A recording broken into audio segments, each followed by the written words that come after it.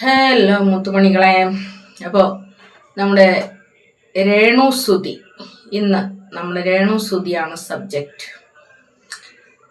ഈ കാലം തീർക്കുന്ന കാവ്യനീതി എന്നൊക്കെ പറയില്ലേ, അതുപോലത്തെ ഒരു സംഭവമാണ് നമ്മുടെ രേണുസുതിയുടെ കാര്യം.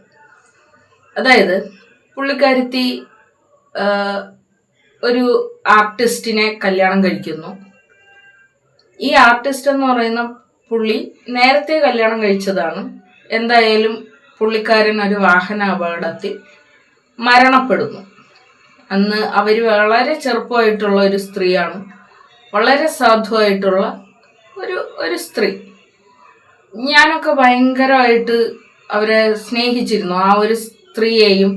അവരുടെ അന്നത്തെ ആ ഒരു അവരുടെ ഹസ്ബൻഡിന്റെ മരണമൊക്കെ ഭയങ്കരമായിട്ട് എനിക്ക് വിഷമം തോന്നിയിട്ടുണ്ട്. അതായത് ഒരു സ്ത്രീയെ സംബന്ധിച്ചിടത്തോളം അവരുടെ ഭർത്താവിന്റെ വിയോഗം എന്ന് പറയുന്നത് വളരെ വലുതാണ്. ഒരു സ്ത്രീയെ സംബന്ധിച്ചിടത്തോളം അവരുടെ പിതാവിന്റെ വിയോഗം, അതുപോലെ ഭർത്താവിന്റെ വിയോഗം, അവളുടെ സഹോദരന്റെ വിയോഗം, ഇത് മൂന്നും ഒരു സ്ത്രീയെ സംബന്ധിച്ചിടത്തോളം ഭയങ്കരമാണ്. വല്ലാത്ത വേദനയാണ്, ഉള്ളുരുക്കുന്ന ഒരു തരം വേദനയാണ് ഈ ഒരു വേദന എന്ന് പറയുന്നത്. എന്തായാലും ആ ഒരു വീഡിയോ ഒക്കെ കണ്ടാൽ ഞാൻ ഭയങ്കര സങ്കടപ്പെട്ടിട്ടുണ്ടായിരുന്നു. പിന്നെ കുറേ നാള് ഇവർക്ക് ജോലിയൊന്നും ശരിയായിട്ടില്ല എന്നൊക്കെ പറഞ്ഞും കൊണ്ട് നമ്മുടെ നക്ഷത്ര, എന്തോ അവരുടെ പേരെന്തോ അവിടെ, ഐഡിയ സ്റ്റാർ സിംഗറിലെ ഉള്ള ഒരു ആങ്കർ ഇവർക്ക് ചെലവിന് കൊടുക്കുന്നു എന്നൊക്കെ പറഞ്ഞുകൊണ്ട്, ലക്ഷ്മി നക്ഷത്ര എന്നാണെന്ന് തോന്നുന്നു അവരുടെ പേര്. എന്തായാലും അവര് ചെലവിന് കൊടുത്ത് കുറച്ച് നാള് കഴിഞ്ഞ് പുള്ളിക്കാരത്തി ഒരു ഫീൽഡിലെത്തി. ഈ ഫീൽഡ് എന്ന് പറയുന്നത് ശരിക്കും രസകരമായ ഫീൽഡൊന്നും അല്ല. അതായത് നമുക്ക് എങ്ങനെ വേണമെങ്കിലും ജീവിക്കാടായി, നമുക്ക് അഭിമാനത്തോടെ ജീവിക്കാം, അഭിമാനം വിറ്റ് ജീവിക്കാം, അങ്ങനെ നമുക്ക് ഏതൊരു രീതിയിൽ വേണമെങ്കിലും ജീവിക്കാം. നമ്മുടെ സമൂഹം നമ്മളെ മോശം എന്ന് പറയുന്നു.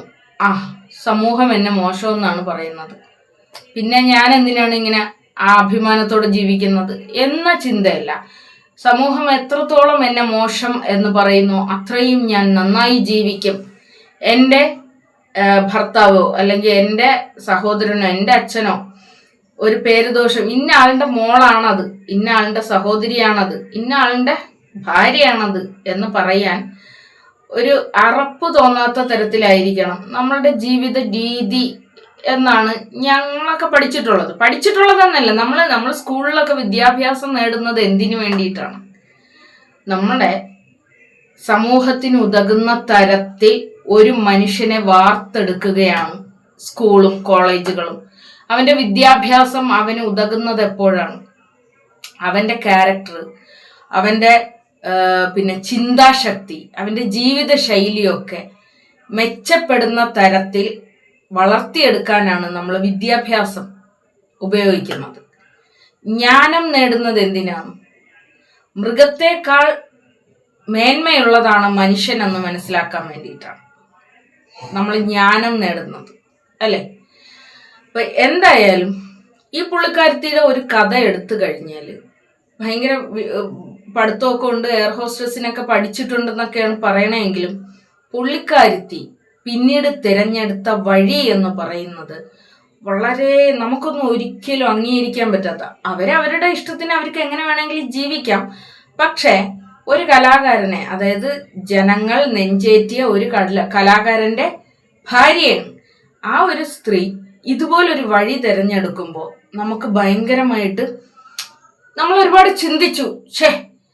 ഈ ഒരു മനുഷ്യന്റെ പേര് കെടുന്നത് പോലെ അവർ പെരുമാറുന്നു, ശരീരഭാഗം കാണിക്കുന്നത് തെറ്റാണോ എന്ന് ചോദിച്ചാൽ അല്ല. ഇഷ്ടമുള്ളവർക്ക് ഇഷ്ടമുള്ള രീതിയിൽ ജീവിക്കാം. പക്ഷെ ആ ഒരു കലാകാരൻ ഉണ്ടാക്കിയെടുത്ത ഒരു പേര് ഈ ഒരു സ്ത്രീ ഇല്ലാതാക്കി എന്ന് തന്നെ പറയാം. എന്തായാലും അതിൻ്റെ ഇടയിൽ ഒരുപാട് പേര് ഇവരെ സഹായിക്കാൻ മുന്നിട്ടിറങ്ങി. ആ സഹായത്തിന്റെ ഫലമായി ഈ അച്ഛനില്ലാത്ത 2 കുട്ടികൾക്ക് ഒരു വീടായി. ആ വീട്ടിനുള്ളിൽ ആ മൂത്ത മകൻ ഒരുപാട് വിഷമതകൾ സഹിച്ചു എന്നുള്ളത് ആ മകൻ ഇപ്പോൾ ഈ അടുത്ത കാലത്തായിട്ടാണ് പറയുന്നത്. അതൊക്കെ കേട്ടപ്പോൾ വലിയ വിഷമം തോന്നി. അത് കഴിഞ്ഞ് ഇവരെ സഹായിക്കാൻ വന്നവരെ തന്നെ ഇവർ കല്ലെറിയുന്ന ഒരു പരിപാടിയിൽ മുന്നിട്ടിറങ്ങി. സംസാരിക്കുന്നതിനെല്ലാം അഹങ്കാരം, ഇവരുടെ സംസാരങ്ങളിലെല്ലാം തന്നെ ഭയങ്കരമായ അഹങ്കാരം ഉണ്ടായിരുന്നു. ഇതൊന്നും പോരാതെ ഇവരൊരു സാധാരണ ഒരു വീട്ടമ്മയായി ഇരുന്ന ഒരു സ്ത്രീ പെട്ടെന്ന് തന്നെ ഒരുപാട് ശാരീരികമായ മാറ്റങ്ങൾ അവരുടെ ശരീരങ്ങളിലേക്ക് കൊണ്ടുവന്നു. അതിന് ഇവർ ലക്ഷങ്ങൾ ചെലവാക്കി എന്നൊക്കെയാണ് പറയുന്നത്. അതായത് അന്നം കുടിക്കാൻ പോലും ഇല്ലാതിരുന്ന ഒരു വീട്ടിൽ നിന്നും സുധി എന്ന് പറയുന്ന കലാകാരൻ അവർക്ക് ജീവിതം കൊടുത്തു. അവിടെ ഒരുപാട് കഷ്ടങ്ങൾ സഹിച്ച് കഷ്ടങ്ങൾ താണ്ടി അവരൊരുവിധം ഒന്ന് ജീവിതത്തിലേക്ക് കാലെടുത്ത് വെച്ചപ്പോഴേക്കും ആ കലാകാരന്റെ വിയോഗം. അതിനുശേഷം 2 കുട്ടികളും ഇവരും തനിച്ചാകുന്നു. അപ്പോൾ അവർക്ക് വീട് വെച്ചു കൊടുക്കാൻ ചിലര് രംഗത്ത് വരുന്നു, വീട് വെച്ചു കൊടുക്കുന്നു. അവിടെ അവർക്ക് ചെലവിന് കൊടുത്ത് നോക്കാൻ വേണ്ടിയിട്ടൊരു സ്ത്രീ വരുന്നു. അതെല്ലാം കഴിഞ്ഞ് ഇവര് തിരഞ്ഞെടുത്ത ഒരു വഴി എന്ന് പറയുന്നത് വളരെ മോശമായിട്ടുള്ള ഒരു വഴിയിലേക്ക് അവർ പോവുകയും ചെയ്തു. ജനങ്ങളെല്ലാം തന്നെ തിരിഞ്ഞു. എല്ലാവരും, ഞാനും ഇങ്ങനെ ചിന്തിച്ചു, അവരെങ്ങനെയെങ്കിലും ജീവിക്കട്ടെ, അവരുടെ ഇഷ്ടത്തിന് അവർ ജീവിച്ചോട്ടെ. പക്ഷെ എല്ലാവരും വിമർശിക്കുന്നത് എന്തുകൊണ്ടാണ്? നമ്മളെല്ലാം മനസ്സിൽ ആരാധനയോടുകൂടി കാണുന്ന ഒരു വ്യക്തിയുടെ ഭാര്യ ഇത്തരത്തിലൊരു പ്രവൃത്തി ചെയ്യുമ്പോൾ നമുക്കത് ഇഷ്ടം ആയിട്ട് തോന്നൂല. അപ്പൊ അത് നമുക്ക് വിമർശിക്കാം. ആ വിമർശിച്ചവരെ ഒക്കെയും തന്നെ കണ്ണടച്ച് പച്ചത്തെറി വിളിക്കുന്ന ഒരു രേണുവിനെ നമ്മൾ കണ്ടു. രേണുവിന്റെ പിന്നിൽ തന്നെ ഒരു PR വർക്കുള്ള ഒരു സംഘത്തെ നമ്മൾ കണ്ടു. ഈ സംഘം ഈ റിയാക്ഷൻ വീഡിയോ ചെയ്യുന്ന സകലരെയും ആഞ്ഞാക്രമിക്കുന്നത് നമ്മൾ കണ്ടു. പിന്നീട് നമ്മൾ അറിയുന്നത് എന്ന് പറയുന്നത് ഇവർ പൈസ കൊടുത്ത് ഈ PR വർക്ക് ചെയ്യിപ്പിക്കുന്നതായിട്ടാണ് നമ്മൾ അറിയുന്നത്. അപ്പോൾ ഒരു അന്നം പോലും കഴിക്കാനില്ലാതെ ഇരുന്ന ആ സ്ഥലത്ത് നിന്ന് പണത്തിന്റെ അഹങ്കാരം, അഹങ്കാരത്തിന്റെ കൊടുമുടിയേറിയ ഒരു രേണുവിനെ നമ്മൾ കാണുകയുണ്ടായി, അല്ലേ? അത് കഴിഞ്ഞ് ഷെഫീന താത്ത അവരെ വിമർശിക്കുന്ന സമയത്ത് നിരന്തരം ഞൊണ്ടിക്കാലി, നീ ഞൊണ്ടിക്കാലല്ലേ, നിനക്ക് എണീറ്റ് നടക്കാൻ പറ്റുമോടി എന്നൊക്കെ പറഞ്ഞ് അവരെ ആക്ഷേപിക്കുന്നത് ഞാനും കേട്ടതാണ്.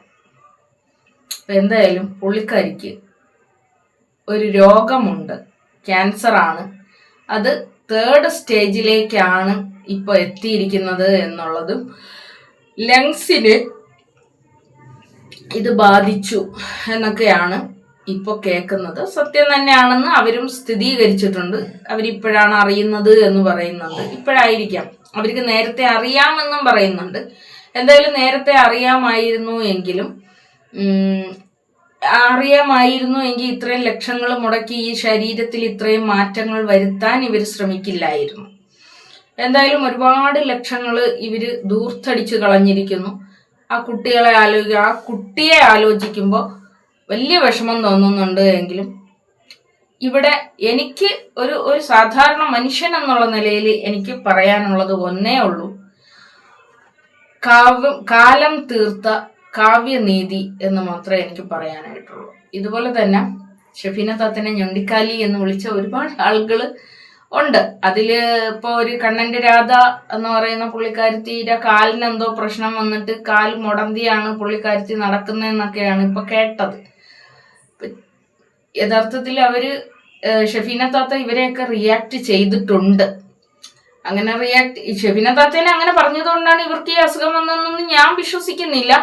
പക്ഷെ എങ്കിലും ഇത് കാണുന്ന ഒരുപാട് ആളുകളുണ്ട്. ഈ കാണുന്ന ഒരുപാട് ആളുകളിൽ ഞാനും ഉണ്ട്. ഞാൻ ഇങ്ങനെ വിശ്വസിക്കുന്നത് ആ ആക്ഷേപങ്ങളും ആ അഹങ്കാരങ്ങളും ഒക്കെയും തന്നെ കാറ്റിൽ പറത്തിവിട്ട ബലൂണ് പോലെ ഇങ്ങനെ അന്തവും കുന്തവും ഇല്ലാതെ പറന്നുപോയി തീർന്നു. അവിടെ ജീവിതം തീർന്നു.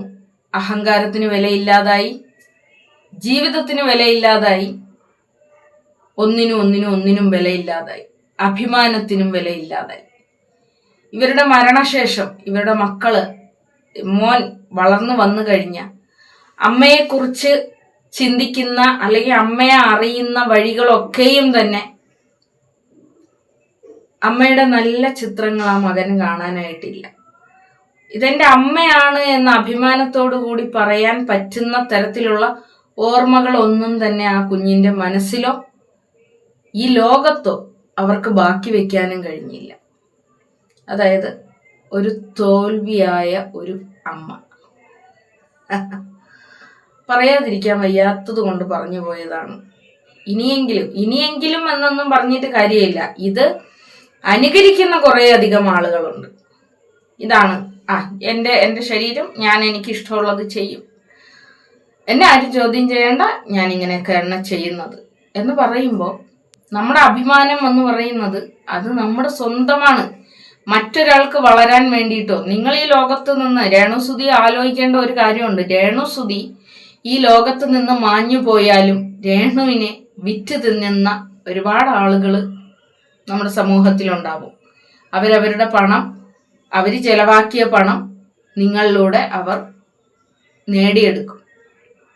നിങ്ങൾ എന്താണ് നേടിയത്, നിങ്ങൾ ഈ ജീവിതം കൊണ്ട് നേടിയത് എന്താണ് എന്നുള്ളത് രേണു ഒന്ന് ആലോചിക്ക്.